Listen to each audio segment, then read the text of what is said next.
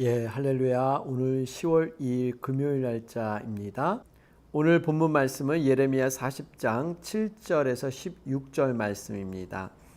들어있는 모든 지휘관과 그 부하들이 바벨론의 왕이 아히감의 아들 그드라에게 그 땅을 맡기고 남녀와 유아와 바벨론으로 잡혀가지 아니한 빈민을 그에게 위임하였다 함을 듣고 그들 곧 느다냐의 아들 이스마엘과 가레야의 두 아들 요하난과 요나단과 다누멧의 아들 스라야와 느도바 사람 에베의 아들들과 마아가 사람의 아들 여사냐와 그들의 사람들이 미스바로 가서 그드라에게 이르니 사반의 손자 아히감의 아들 그드라가 그들과 그들의 사람들에게 맹세하며 이르되 너희는 갈대아 사람을 섬기기를 두려워하지 말고 이 땅에 살면서 바벨론의 왕을 섬기라. 그리하면 너희에게 유익하리라. 보라, 나는 미스바에 살면서 우리에게로 오는 갈대아 사람을 섬기리니 너희는 포도주와 여름 과일과 기름을 모아 그릇에 저장하고 너희가 얻은 성읍들에 살라 하니라. 모압과 암몬 자손 중에 에돔과 모든 지방에 있는 유다 사람도 바벨론의 왕이 유다의 사람을 남겨둔 것과 사반의 손자 아히감의 아들 그드라를 그들을 위하여 세웠다 함을 듣고 그 모든 유다 사람이 쫓겨났던 각처에서 돌아와 유다 땅 미스바에 사는 그드라에게 이르러 포도주와 여름 과일을 심히 많이 모으니라. 가레야의 아들 요하난과 들에 있던 모든 군 지휘관들이 미스바에 사는 그드라에게 이르러 그에게 이르되 암몬 자손의 왕 바알리스가 내 생명을 빼앗으려 하여 느다냐의 아들 이스마엘을 보낸 줄 내가 아느냐 하되 아히감의 아들 그드라가 믿지 아니한지라. 가레야의 아들 요하난이 미스바에서 그들에게 비밀이 말하여 이르되 청하노니 내가 가서 사람이 모르게 느다냐의 아들 이스마엘을 죽이게 하라. 어찌하여 그가 내 생명을 빼앗게 하여 내게 모인 모든 유다 사람을 흩어지게 하며 유다의 남은 자로 멸망을 당하게 하랴 하니라. 그러나 아히감의 아들 그드라가 가레야의 아들 요하난에게 이르되 내가 이 일을 행하지 말 것이니라. 내가 이스마엘에 대하여 한 말은 진정이 아니니라 하니라. 아멘. 우리 계속해서 예레미야 40장 살펴보는 가운데 있습니다. 여러분 어제의 말씀이었죠. 40장 1절부터 6절 말씀. 정말 예레미야 예언의 말씀은 그대로 성취되었습니다. 드디어 예루살렘이 공격에 무너지게 되죠. 그런데 바벨론의 사령관 느부사라단이 이런 얘기를 합니다.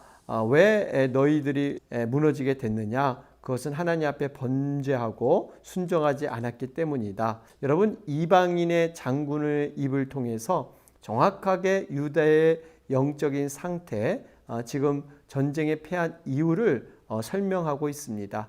이것을 통해서 우리는 정말 세상 사람들이 오히려 믿는 자들, 교회 다니는 자들을 판단하는 위치, 그만큼 우리가 빛과 소금의 역할을 감당하지 못할 때 정말 발에 밟히운 아무 쓸모없는 소금처럼 이렇게 전락된다는 사실입니다.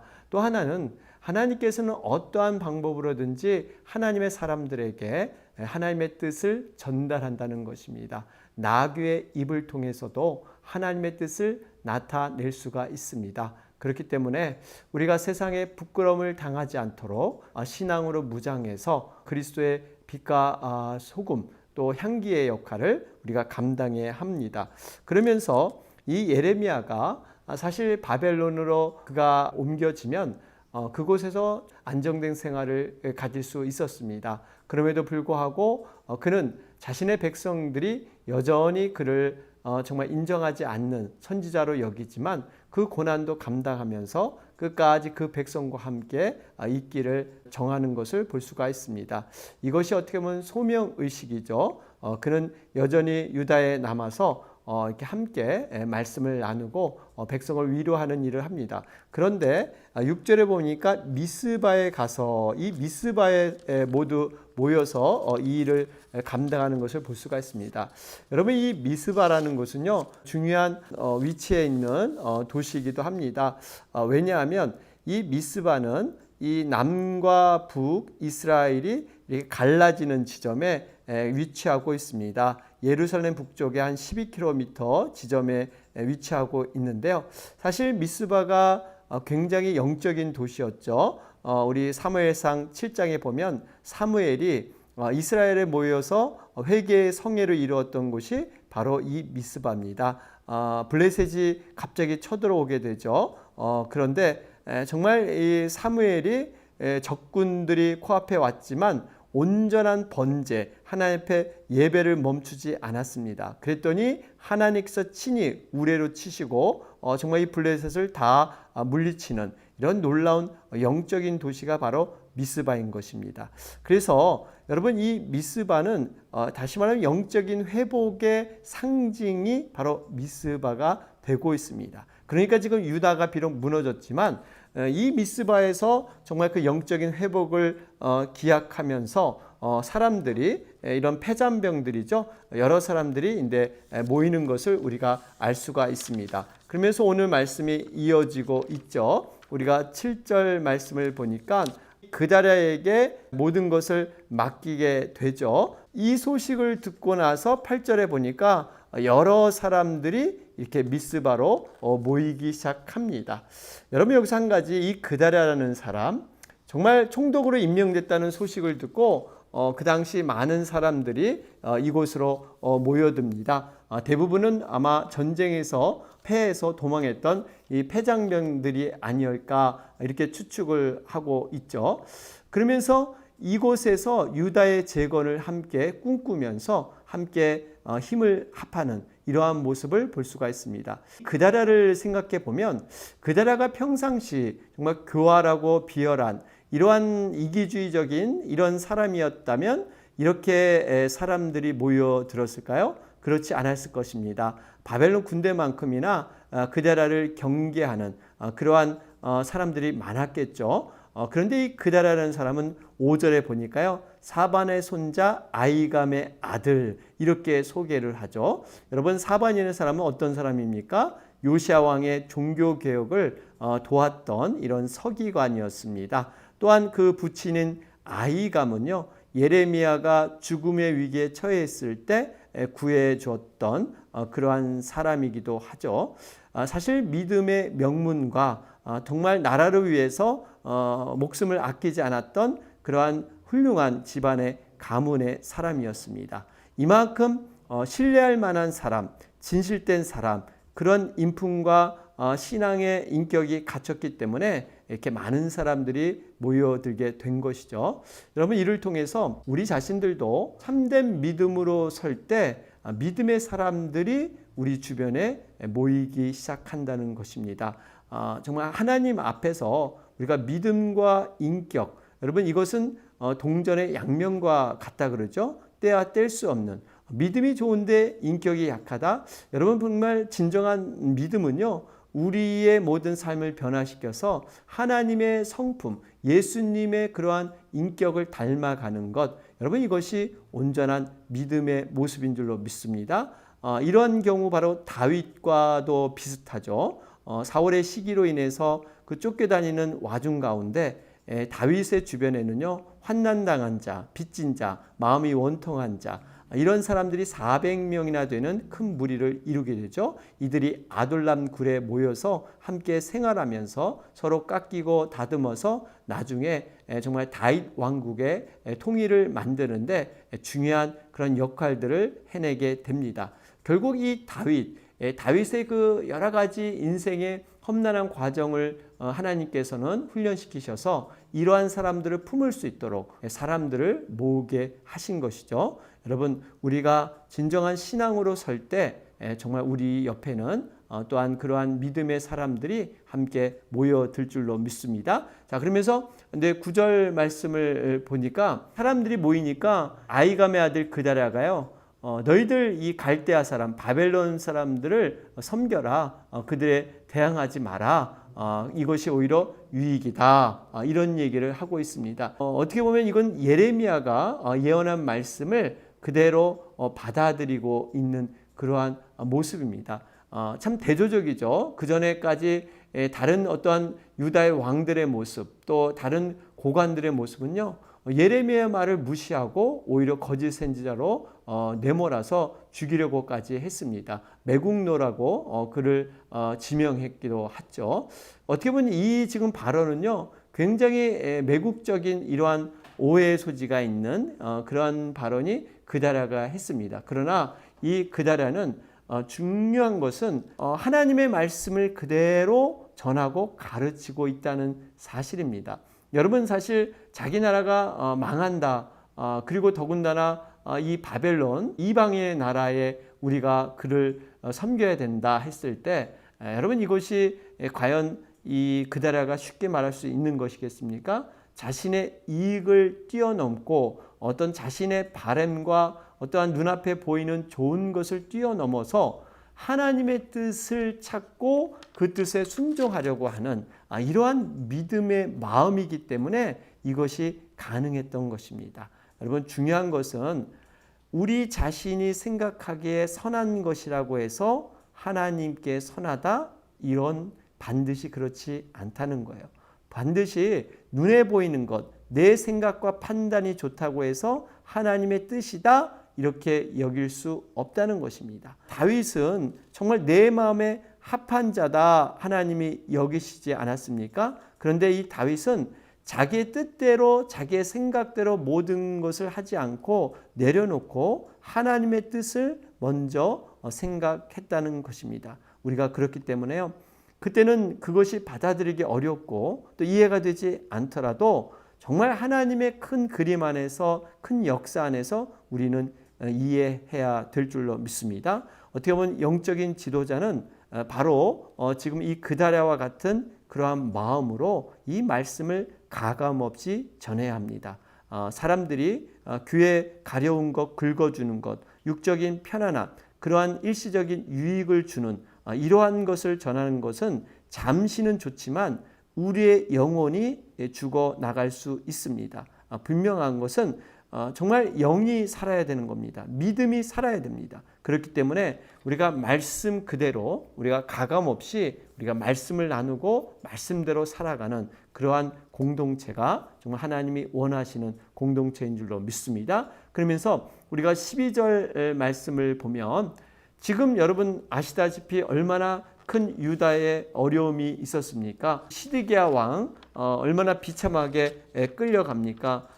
자신의 눈으로 자녀와 신하들이 죽는 모습을 보고 그 본 눈이 또 뽑히게 됩니다. 결국 이방인의 사슬에 묶여서 짐승처럼 이렇게 끌려가는, 여러분, 유다의 그 비극은 정말 말할 수 없는 이러한 비극이 전개되었죠. 그런데 이러한 비극 속에서, 하나님의 심판 속에서도 여전히 하나님께서는 긍휼과 자비와 사랑을 베풀고 있다는 사실이에요. 우리 12절 말씀을 보실까요? 그 모든 유다 사람이 쫓겨났던 각처에서 돌아와 유다 땅 미스바에 사는 그다랴에게 이르러 포도주와 여름 과일을 심히 많이 모으니라. 여러분, 여기서 우리가 주의 있게 볼 것이 포도주와 여름 과일을 심히 많이 모았다 그랬습니다. 여러분, 이것은 유다 사람들이 열심히 농사져서 이러한 풍성한 수확을 얻었을까요? 특별히 여기 보면 심히 많이 모으니, 이 심이라는 것은요, 최상급을 표현하고 있습니다. 그러니까 어느 때보다 지금 풍년이 든 거예요. 굉장한 그러한 많은 열매들이 맺힌 것입니다. 여러분, 이걸 보면 하나님께서는요, 정말 이러한 심판과 진노하신 가운데서도 정말 하나님의 긍휼을 놓지 않으시고 하나님의 그 섭리에서 사랑을 놓지 않으시고 계시다는 사랑이에요. 여러분, 이걸 보면 하나님께서는 마치 우리 부성애적, 아버지적인 그러한 사랑이 아닌가. 정말 때로는 자녀가 이렇게 곁길로 나가기 때문에 사랑하는 자녀지만 매를 둘 수밖에 없죠. 그러나 그 매는 우리를 망하게 하거나 우리를 고통 주기 위해서 하는 것이 아니라 우리의 영혼을 살리기 위해서, 바른 길로 서게 하기 위해서. 여러분, 때리는 부모의 마음이 더 아픈 거죠. 맞는 자녀보다 더 가슴이 아픕니다. 이런 하나님의 마음, 여러분 참 우리가 이 하나님의 마음을 깊이 묵상하고 깊이 새길 때 우리가 다시 한번 하나님 앞에 회복하는 그러한 영을 소유하게 될 줄로 믿습니다. 우리 창세기를 봐도요. 이 에덴 동산에서 이 선악과를 먹지 않습니까? 이 아담과 하와가 유혹 가운데 하나님의 약속을 저버렸습니다. 그래서 하나님은 정말 말씀의 그대로 심판할 수밖에 없는 상황.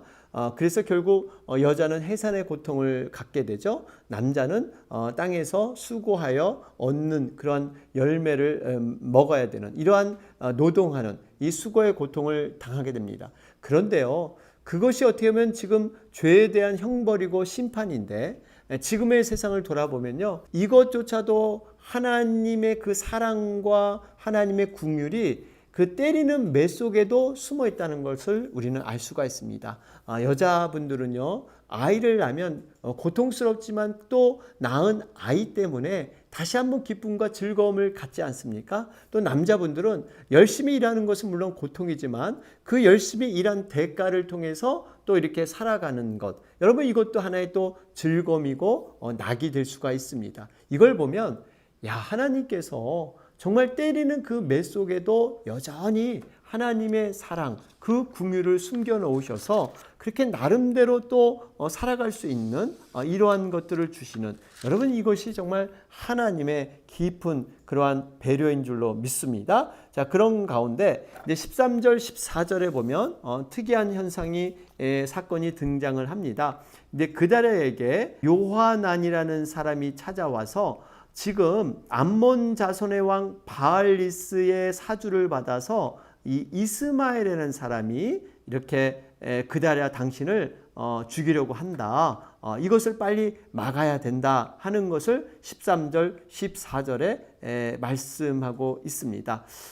여기 보면 이 암몬 자손, 여전히 지금 이 유다 땅에는 전쟁이 끝난 것 같지만 끝나지 않았죠. 그런데 주변국들이 언제든지 이 유다를 시시탐탐 노리고 있었습니다. 암몬이나 모압이나 에돔 같은 이런 주변의 이방 나라가 기회만 있으면 유다를 자기 손아귀에 넣으려고 이렇게 애쓰고 있었죠. 그래서 이것을 지금 그달에게 정말 이러한 사실을 염려를 알리면서 대처를 간구했습니다. 그런데 참으로 이 그달야가 정말 이것에 대해서 단호하게 묵살해 버립니다. 오늘 본문에 보면 우리 14절 말씀이죠. 끝에 보면 그달야가 믿지 아니한지라. 여러분, 믿지 아니했다는 것은요, 단순히 그냥 받아들이지 아니했다 정도가 아니라 굉장히 강한 부정의 의미가 히브리어 원문에 들어 있습니다.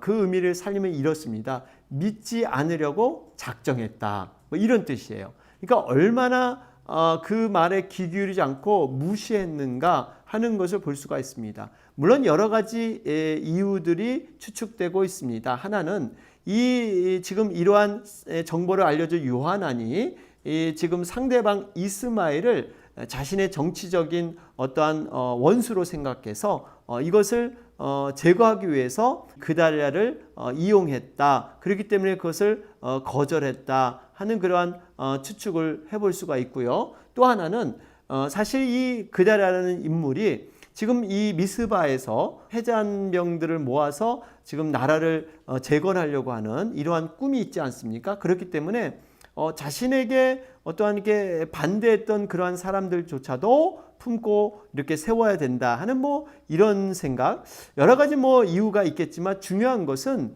여기에 대해서 아무런 재고도, 그리고 정말 하나님 앞에 기도하면서 이런 분별력을 이 그달야가 갖지 못했다는 겁니다. 상황 파악을 하고 정말 이것을 두고 깊이 고민하면서 어떻게 대처할 것인가. 물론 이것은요, 그달야 한 사람의 생명의 문제가 아닙니다. 그달야는 영적인 지도자이기 때문에 그달야를 통해서 미스바에 모였던 많은 유다 백성들의 지금 운명이 좌우되는, 결국 그달야가 죽게 되면 이 지금 재건하려고 하는 이러한 여러 가지 움직임이 방해받을 수 있기 때문에 여러분 이런 여러 가지 것들을 두루 살피면서 분별력을 가지고 이렇게 행해야 했습니다. 그러나 그다라는 그렇게 하지 못했죠. 더군다나 15절 16절 말씀을 보세요.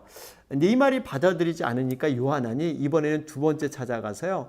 이번엔 비밀이 말하여 이르되 그래요. 15절에 비밀이 말하여 이르되 이것은 혼자 찾아가서 독대하면서 이 중대차한 문제를 다시 한번 그들에게 말했던 것입니다.